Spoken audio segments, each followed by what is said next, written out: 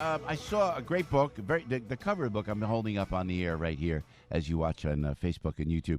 Mike Magee, MD, Code Blue, Inside America's Medical Industrial Complex. And I said to Five Boroughs, I said, Frankie gave me this day before yesterday, I said, we got to get Dr. Magee on. It's about time somebody wrote about this. And Dr. Magee is a medical historian, journalist, author of this new book, Code Blue. And Dr. Mike, welcome to the show. Great of you to join us this morning, sir. Thank you, Joe. It's great to be back in New York. Well, where do you come? Where did you come from, if I may ask, Doc? Well, I grew up in Fort Lee, right across the bridge. Jersey boy. All right. We used to walk across that bridge and visit the city as young children. Yeah, I remember that. Hey, Dr. Magee, how is the American healthcare system doing today, sir?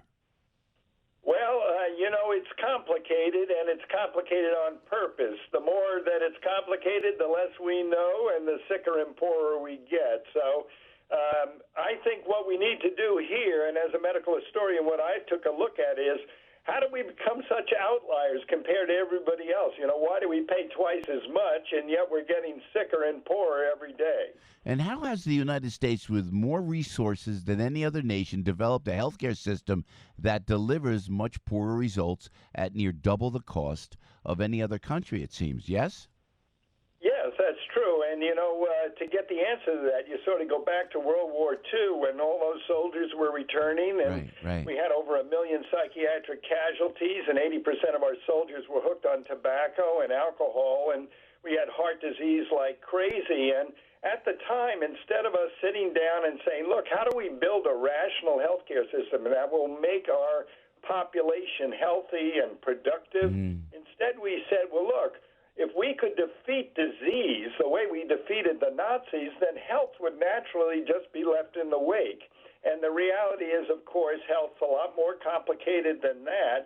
And what we need to step back and say, let's make a plan that's going to work, and maybe we ought to do what other countries have done, which is to say you got to have number one coverage, you got to have full services, and you got to have fair pricing. Yeah, and the thing is, as you look to the rest of the world, everybody comes here because we have the best medical system. There's got to be a happy medium. I mean, you can't do like what the Democrats are proposing, and the Republicans just seem to be taken over by the healthcare lobby. Because, and correct me if I'm wrong, Doc, that the healthcare industry, when you have these healthcare companies, when you look at your health card, they're like banks. They don't care whether we live or die. They just want to make money. That's their main concern, yes? Absolutely. We spend now $1 out of every $5 on this thing, and that's the amount the Soviet Union was spending on their military-industrial complex in 1980, which led to their collapse. Yeah. So now we have this medical-industrial complex, big business, academic medicine, all of our patient advocacy organizations, the hospitals, the pharmaceuticals, the government, and they're all working at it together and splitting the profits. Everybody's in on the deal except for the patient. So I think what we need to do is we need to really take a good look at ourselves. And I'm actually very optimistic because, number one, we have enough money dedicated to this already, and we have great doctors and nurses and pharmacists. But the problem is we have 16 workers now for every one doctor. And half of those people never touch a patient. So what we need to do is we need to simplify this thing so that it's more about doctors and nurses and patients and less about all of these coders and business people that are skimming profits off the top. Yeah, Dr. Mike Magee with Joe on the radio, just trying to get a handle on this. And if we move to a single-payer health care plan, wouldn't that be a massive cost increase for the taxpayers, sir?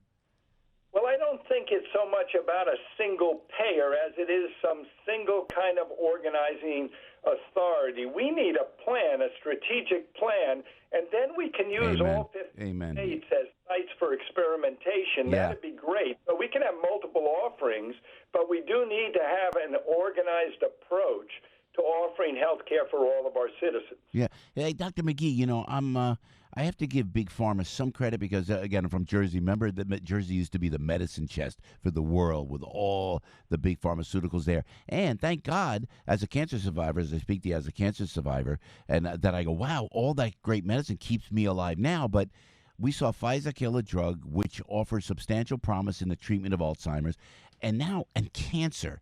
Do they? And again, I don't want to put you on the spot because you're practicing, but sometimes those of us who are just not to be conspiratorial, sir, but Dr. Magee, can they cure these diseases like Alzheimer's and cancer, but they put it off because they make more money allowing these diseases to exist? Is that too dramatic to say something like that? I think that probably goes a little too far. I would say in general in my career, and now it's spanned nearly a half century, I've met excellent scientists, and we should be very proud of what we produce here in terms of good science. Yes, sir. But the truth of the matter is, we need to keep an eye on things because it's natural. If everybody can make as much as they can make without any sorts of checks and balances, people are going to overdo it. And patients have to be careful, too. Patients have to consider, is there another option to just taking medicine, like embracing healthy different diets and making sure our air and water is clean? All of these things, of course, affect health and our health outcomes. So sometimes a pill isn't the quick answer and the easy answer we think it is. What kind of doctor are you, Dr. Magee? I should know this. I'm sorry. Well, I trained as a surgeon, and then I ran hospitals and medical schools, and then I actually worked for Pfizer right there in New York City for 10 years. Wow, so you know what you're talking about. I mean, before we let you go, Dr. Magee, so how do we start this? What could President Trump do to stop this huge medical industrial complex? Well, I think the first thing to do is for them to buy Code Blue, because Code Blue explains for the very first time how we got into this mess, and it's so important. Once you understand that, you see the roadway back out. It isn't that complicated. We have enough money dedicated to this, $1 in every $5. We just need to figure out how to cover all our citizens, provide full and consistent service with fair pricing and transparency. We can do this. Plenty of money dedicated to it, but you got to understand how we got into this mess if you want to understand how to get out of it. So I hope that President Trump and all the Republicans involved with health care and every one of those Democrats who's going to be in the primaries on the 26th and 27th read Code Blue. Code Blue it is. Dr. Magee, a great book. Thank you, sir. And we'll talk to you again. And thanks for taking your time this morning.